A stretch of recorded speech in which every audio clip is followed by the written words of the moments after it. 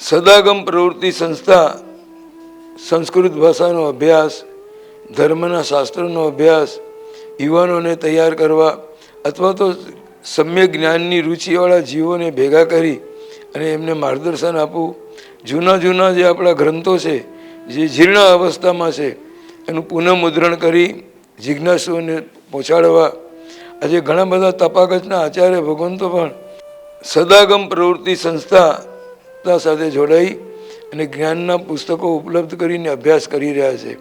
તો આજે હું સમાજને અપીલ કરું છું કે હવે જે બાબતમાં આપણે એકદમ નિષ્ક્રિય હતા આપણે સક્રિય બનીએ અને સદાગમની પ્રવૃત્તિને આર્થિક સહાયતા આપી અને પગભર કરીએ અને ખૂબ આગળ વધીએ.